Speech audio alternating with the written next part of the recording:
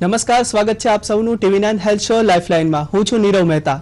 મિત્રો, શરીરના અંગોમાં દુખાવો હોય એ કંઈ નવી વાત નથી અને ખાસ કરીને કમરનો દુખાવો તો આજકાલ મોટાભાગના દરેક લોકોની ખૂબ જ સામાન્ય સમસ્યા બની ગઈ છે, કારણ કે આજે બદલાતા સમયમાં કસરતનો અને યોગ્ય ખોરાકનો અભાવ અને તેમાંય આજે બેઠાડું જીવન અને વધુ પડતો કોમ્પ્યુટર અને લેપટોપનો ઉપયોગ, જેના કારણે દિવસે ને દિવસે વ્યક્તિ પીડાય છે બેક પેઇનથી।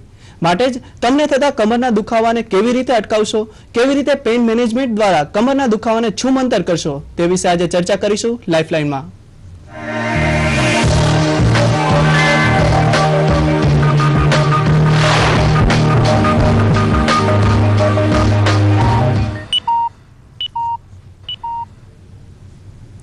આજે વૃદ્ધ જ નહીં પરંતુ આધેડ અને યુવાનો પણ કમરના દુખાવાની સમસ્યાથી પીડાય છે।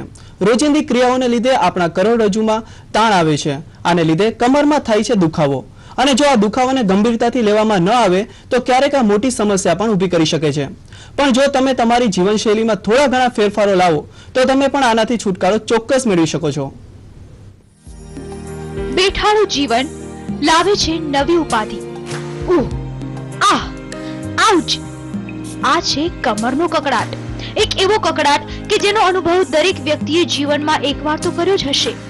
ક્યારેક તો આ દુખાવો તરત જ મટી જાય છે, પરંતુ ક્યારેક તો આ દુખાવો એટલો બધો વધી જાય છે કે વ્યક્તિ ઉઠે કે બેસે તેને આ દુખાવો પરેશાન કરી મૂકે છે।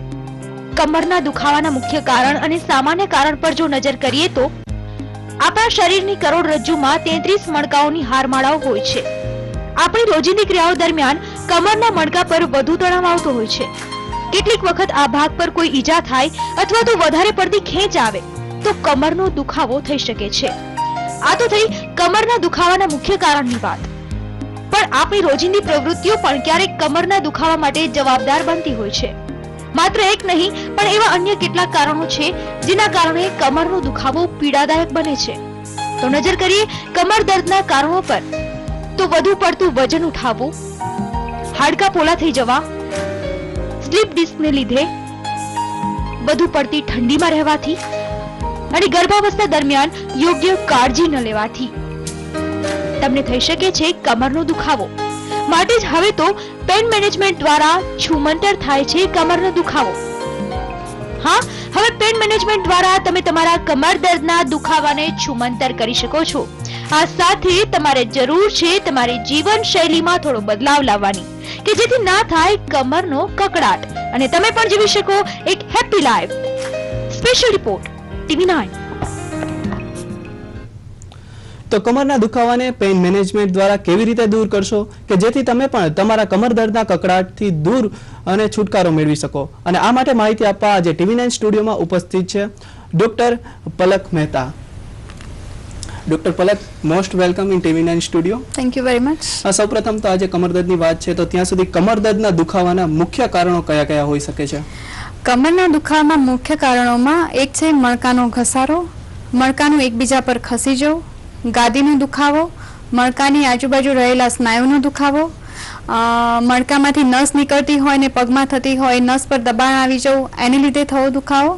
તો મુખ્યત્વે આ બધા કમરના મણકાના દુખાવાના કારણ છે। જી, ખાસ કરીને કમર દર્દના અલગ અલગ પ્રકાર હોય છે, જેવી કે low back pain, middle back pain, upper લોક પેઇન, તો આ પ્રકારની વધુ વિસ્તૃત વાત કરીએ તો કેવી રીતે? કમરના મણકાના ઘણા પ્રકાર હોય છે દુખાવાના। એમાં એક દુખાવો છે જેને મણકાનો વા કહેવાય, એન્કાઇલોઝિંગ સ્પોન્ડિલાઇટિસ કહેવાય, જેમાં મણકાના સાંધામાં સોજો આવે છે અને એ દુખાવો ફરતો રહે છે। એના માટે અમુક સ્પેશિયલ પ્રકારની મેડિસિન અને કસરત કરવાની હોય છે, જેનાથી દુખાવામાં લાંબા સમયે રાહત મેળવી શકાય છે। બીજા પ્રકારનો દુખાવો છે જે રોજિંદી લાઈફસ્ટાઈલમાં ખૂબ જ સામાન્યપણે જોવા મળે છે, એ છે લો બેક પેઇન, નીચલા મણકાનો દુખાવો, જેના માટે જે મુખ્યત્વે ઉંમરલાયક માણસોમાં વધારે થાય છે, જેમ કે 60 યર્સની ઉપરના એજના લોકોમાં વધારે થાય છે, જેના માટે મણકાનો ઘસારો જવાબદાર છે। એના માટે આપણે મણકાના સાંધાની અંદર ઇન્જેક્શન આપીએ છીએ અને દુખાવો કન્ફર્મ થયા પછી, દર્દીને રાહત થયા પછી આપણે પેઇન મેનેજમેન્ટની ટેકનોલોજી દ્વારા દુખાવામાં રાહત આપવામાં આવે છે। જી, ખાસ કરીને ઉંમરની દ્રષ્ટિ પણ જોવાતી હોય છે, તો કઈ કઈ ઉંમરમાં આ કમરનો દુખાવો વધુ જોવા મળે છે? કમરનો દુખાવો યુઝ્યુઅલી ગાદીનો જે દુખાવો હોય છે તે યંગ જનરેશનમાં વધારે જોવા મળે છે, કારણ કે એ લોકોને સતત કોમ્પ્યુટરની સામે બેઠીને કામ કરવાનું હોય, ઇન્ટરનેટ સર્ફિંગ કરતા હોય, બાઇક ચલાવતા હોય, તો એને લીધે ગાદીનો દુખાવો યંગ જનરેશનમાં એટલે 30 થી 60 વર્ષની જનરેશનમાં વધારે જોવા મળે છે, જ્યારે 60 થી ઉપરની ઉંમરની વ્યક્તિઓમાં મણકાના ઘસારાના લીધે થતો કમરનો દુખાવો વધારે જોવા મળે છે. જી, ખાસ કરીને તમે વાત કરી કોમ્પ્યુટરનો લેપટોપનો ઉપયોગ છે, તો અત્યારે રોજિંદી જીવનશૈલીમાં પણ અત્યારે કોમ્પ્યુટર અને લેપટોપનો ઉપયોગ પણ વધી રહ્યો છે, તો તે કમરના દુખાવા અને દર્દ વધી ગયો છે, તો તે કઈ રીતે એને જોડાયેલું છે, કેવી રીતે બેસવું જોઈએ ખાસ કરીને? તો બને ત્યાં સુધી જ્યારે તમે કોમ્પ્યુટરની સામે લેપટોપ પર બેસો ત્યારે તમારે આઈનું લેવલ અને સ્ક્રીનનું લેવલ સેમ હોવું જોઈએ, તમારા હાથ સ્ટ્રેટ હોવા જોઈએ, બને ત્યાં સુધી ખુરશીમાં સીધા બેસો, દર કલાકે 2 કલાકે ઊભા થઈને થોડી સ્ટ્રેચિંગ એક્સરસાઇઝ કરો. સળંગ એક પોઝિશનમાં બેસી રહો હિતાવહ નથી, કારણ કે જ્યારે આપણે બેસીએ છીએ ત્યારે 2 મણકા વચ્ચેની ગાદી દબાય છે અને એની પર સતત પ્રેશર રહેવાને કારણે એ ગાદી પાછળની બાજુએ ખસે છે અને નસ પર દબાણ કરે છે. તો આવા કિસ્સામાં સળંગ બેસવાને બદલે વારે વારે ઊભા થઈ અને થોડી સ્ટ્રેચિંગ એક્સરસાઇઝ કરવાથી ગાદીને બી રિલેક્સેશન મળે છે અને એની અંદર બ્લડ સર્ક્યુલેશન ઇમ્પ્રૂવ થાય છે. જી, ખાસ કરીને વજનની દ્રષ્ટિ જોવા જઈએ તો ખાસ કરીને વ્યક્તિનું વજન અને વધુ પડતી કસરત આ બંને જોવા જઈએ તો તેમાં પણ કમરનો દુખાવો વધી જતો હોય છે, તો આ બાબતે શું કહેવું છે આપનું? હા, વધુ પડતું વજન ઉચકવાથી, પર્ટિક્યુલરલી જ્યારે આગળ નમીને વજન ઉચકવાથી ગાદી દબાય છે અને ગાદી પાછળ ખસી જાય છે અને કેટલાક કિસ્સામાં ગાદી જ્યારે નબળી હોય ત્યારે ગાદી ફાટી જાય છે અને કમરનો અસહ્ય દુખાવો થાય છે. એવા કિસ્સામાં કેટલીક વાર દર્દીને કમરમાં ઝટકો લાગ્યો હોય એવી ફીલ પણ આવે છે કે હા, મેં આ પ્રક્રિયા કરી હતી અને મને કમરનો દુખાવો ત્યારથી ચાલુ થઈ ગયો છે. તો એવા કિસ્સામાં MRI કરવામાં આવે છે અને રોગનું નિદાન કરવામાં આવે છે કે બેઝિકલી દુખાવો ક્યાંથી ઉદ્ભવ થાય છે અને કેટલીક વાર જરૂર પડે સાદું ઇન્જેક્શન મૂકીને દુખાવાને ઉત્પન્ન કરતો સોર્સ આઈડેન્ટિફાઈ કરવામાં આવે છે કે સાંધો છે, ગાદી છે કે મણકો ઇટસેલ્ફ છે, અને એની પ્રમાણે પછી આગળ ટ્રીટમેન્ટ આપવામાં આવે છે. જી, ડોક્ટર પલક આપણી સાથે એક દર્શક જોડાયા છે, મહેન્દ્રભાઈ, એમનો પ્રશ્ન શું છે જાણી લઈએ. જી મહેન્દ્રભાઈ, જણાવો આપનો પ્રશ્ન શું છે?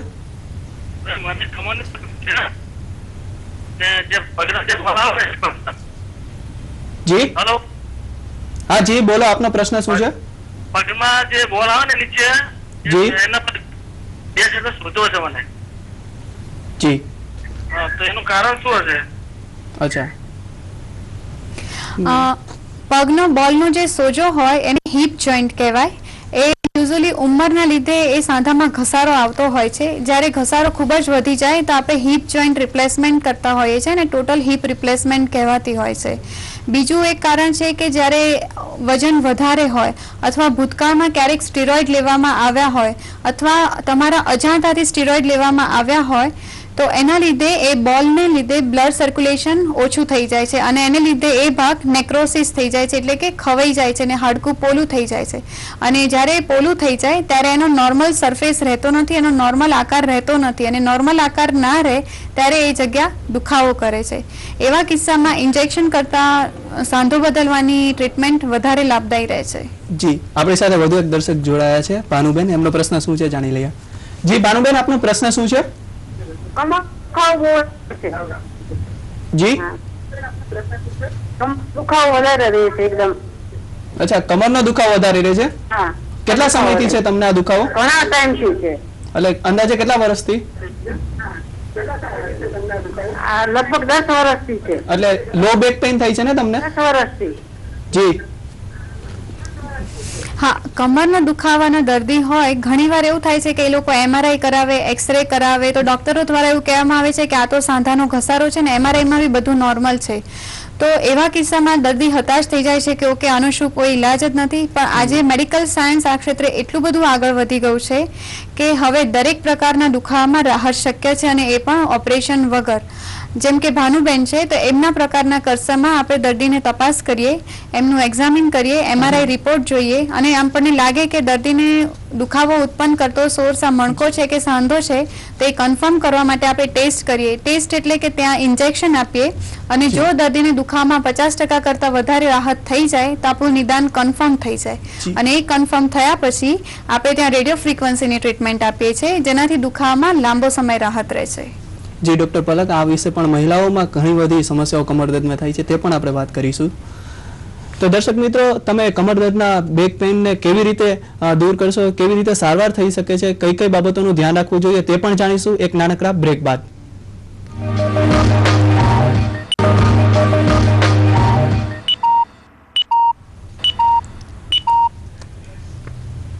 Welcome back friends.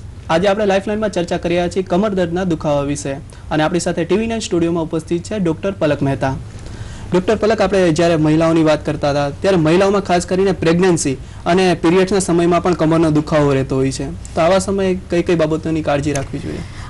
પર્ટિક્યુલરલી પ્રેગ્નન્સીમાં જ્યારે કમરનો દુખાવો થાય છે ત્યારે બાળક જ્યારે માતાના ગર્ભમાં હોય ત્યારે ગર્ભાશય મોટું થાય છે અને એને લીધે મણકાના સાંધાઓ અને એની આજુબાજુના સાંધાઓ ખેંચાય છે, અને એ સાંધા ખેંચાણ લીધે એના પર સતત પ્રેશર આવે છે અને પછી એને લીધે દુખાવો ચાલુ ને ચાલુ રહે છે. તો એવા કિસ્સામાં કેટલીક વાર દવા આપવામાં આવે છે, અને જો ઘણીવાર દવા ના ફરક પડે તો જે તે સાંધામાં દુખાવો હોય ત્યાં ઇન્જેક્શન આપવામાં આવે છે.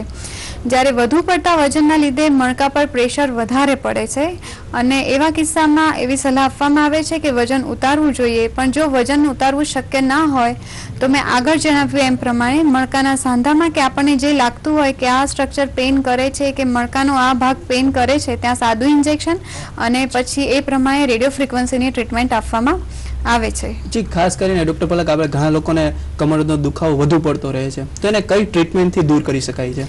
હા, કમરનો દુખાવો વધુ પડતો રહે છે કારણ કે આવા કેટલા બધા કિસ્સા હોય છે આપણી સોસાયટીમાં કે જેમને પ્રોપર ગાઈડન્સ મળતું નથી. યુઝ્યુઅલી ડૉક્ટર પાસે જાય એટલે એવી સલાહ આપવામાં આવે છે કે મણકાનો ઘસારો છે કે આ તો ઘસારો હોય, જેમ કે ઉંમર થાય, વાળ સફેદ થાય, એમ મણકાનો ઘસારો તો થાય જ, એને ક્યારેય રોકી ના શકાય.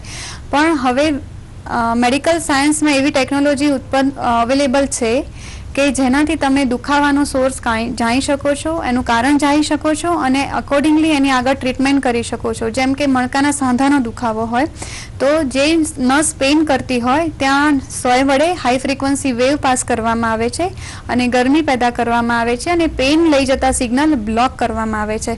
આ ખૂબ જ સેફ ટ્રીટમેન્ટ છે, એની કોઈ આડઅસર કે સાઈડ ઇફેક્ટ નથી અને જ્યારે ફ્યુચરમાં જરૂર પડે તો તમે રિપીટ કરી શકો છો અને એના માટે કોઈ ચીરફાડ કરવાની જરૂર નથી, કોઈ ઓપરેશન કરવાની જરૂર નથી.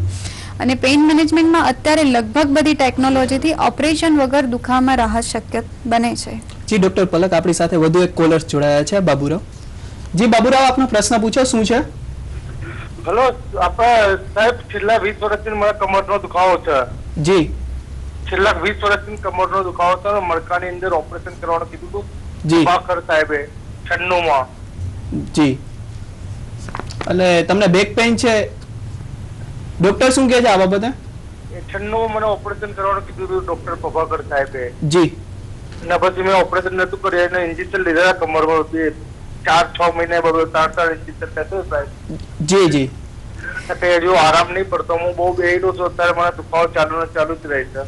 જી જી જી.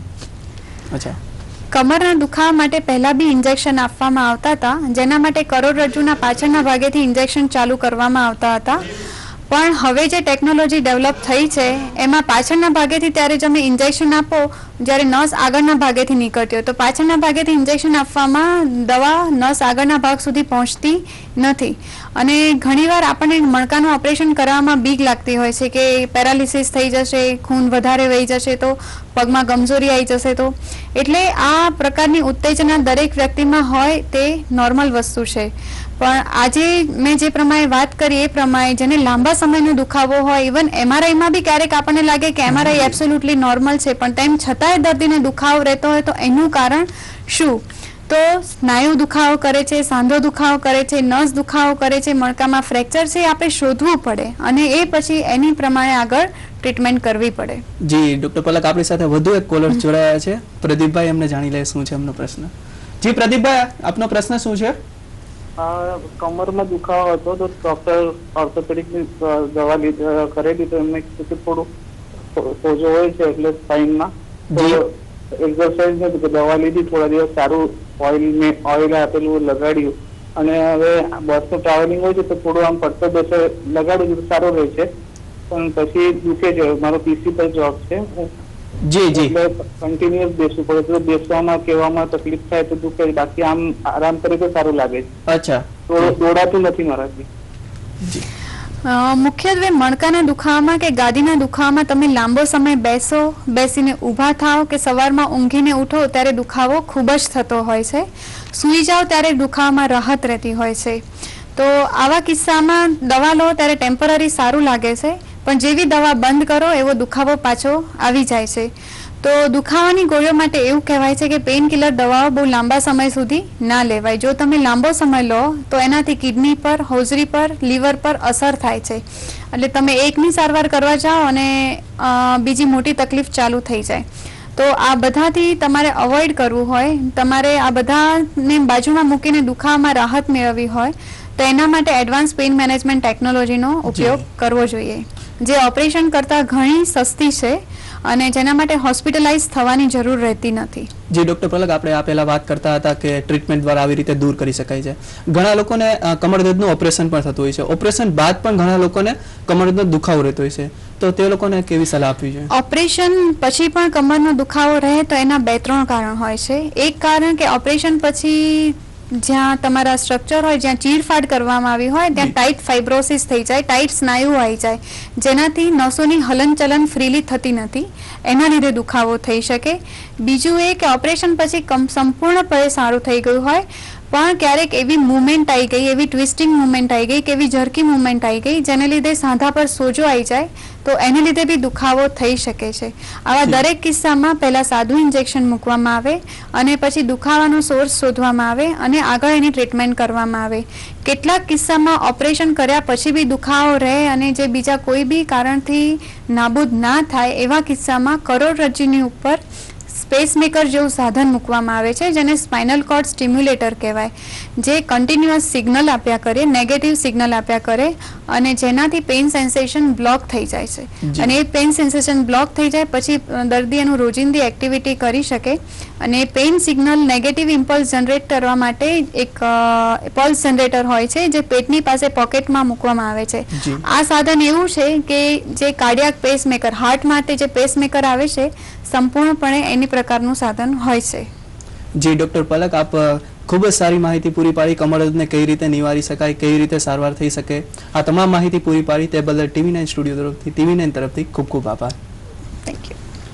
તો દર્શક મિત્રો, હવે તો તમારા કમર દર્દને કેવી રીતે છૂમંતર કરવો તેની તો દવા તમને મળી જ ગઈ હશે. તો ચાલો હવે જાણી લઈએ આજની હેલ્થ ટીપ. તો આજની પહેલી હેલ્થ ટીપ છે કે લવિંગનું તેલ ઘસવાથી સંધિવાનો દુખાવો મટે છે. આજની બીજી હેલ્થ ટીપ છે કે જીરું, હિંગ અને સંધીવની ફાકી ઘી સાથે લેવાથી શૂળ મટે છે. તો દર્શક મિત્રો, હેલ્થ શો લાઇફલાઇનમાં આજે બસ આટલું જ. આવતીકાલે ફરી મળીશું વધુ એક નવા વિષય સાથે અને કરીશું નિષ્ણાત ડોક્ટર સાથે તેની વાતચીત. હાલ મને રજા આપશો. નમસ્કાર.